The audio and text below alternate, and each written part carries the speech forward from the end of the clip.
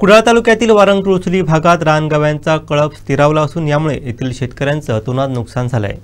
शेतकरी बाळा नाईक आणि शुभम नाईक यांच्या फळभाज्यांच्या पिकाची या कळपानं पूर्णपणे नासधूस केली आहे।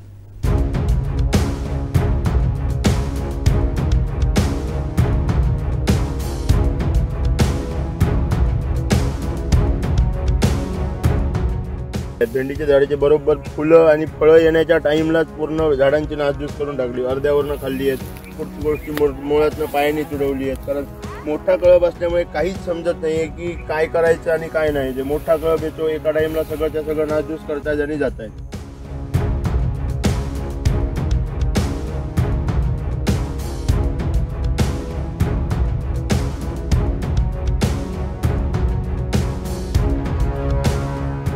हे गवेरेडे आले आणि रात्री 8-10च्या सुमारास आम्ही रखवालीला येतो, पण त्या अगोदर जेवून सगळं हे नायनाट करून गेले।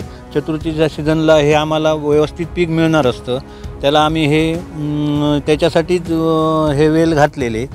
ते आता काय चतुर्थीच्या सीझनला हे काय येणारच नाही। आता नुकते कुठेतरी त्यांना हे पडत होते आणि ह्यांनी नुकसान गवेरेड्यांनी नुकसान केलं। हे आता काय भरून निघणार नाही, खर्च केला तेवढा सुद्धा उपलब्ध होणार नाही। आम्ही दरवर्षी किमान एक 4 एकरपर्यंत हा पूर्ण प्लॉट करतो।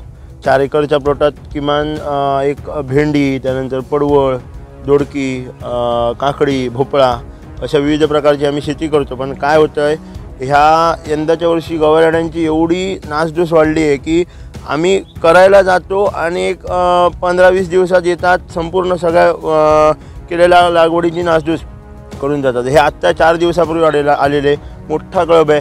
काही 1-2 तासासाठी आम्ही घरी गेलो होतो जेवणासाठी म्हणून। आम्ही कंपल्सरी इथे इथे असतो राखणदाखवली करण्यासाठी, पण इथे उभं असून सुद्धा काय उपयोग नाही। आम्ही जेवणासाठी घरी गेलो, मोठा कळप आला, सगळ्या भेंडीचे नुकसान केलं, काकडीचं नुकसान केलं, तिकडेचे दोडक्याची शेती केली आहे, जोडक्यांचं नुकसान केलं। काही म्हणजे काही शिल्लक ठेवत नाही आहेत। एक किती पण काहीतरी बाबा नोकरी व्यवसाय सोडून जर समजा शेती करायला गेली तर आज शेतीमध्ये पण हे नाही आहे। वन अधिकाऱ्यांना बोललो, वन अधिकारी बोललेच येतो म्हणून पंचनाम्यासाठी, पण अद्याप ते आले नाही आहेत। तरी पण आमची अशी विनंती आहे की आम्हाला थोडीफार तरी जो आम्ही खर्च केला आहे तो तरी सुटावा, याच्यासाठी आम्हाला थोडी तरी नुकसान भरपाई मिळावी, याच्यासाठी आम्ही प्रयत्न करतो आहे। ते प्रयत्न आम्हाला मिळावे आणि नुकसान भरपाई आम्हाला मिळावी। आमचे दिवसभरातले सर्व अपडेट्स, ताज्या घडामोडी आणि थेट लाईव्ह पाहण्यासाठी सबस्क्राइब करा, लाईक करा कोकणचं नंबर 1 महा चॅनल कोकण 7 लाईव्हचं YouTube चॅनल।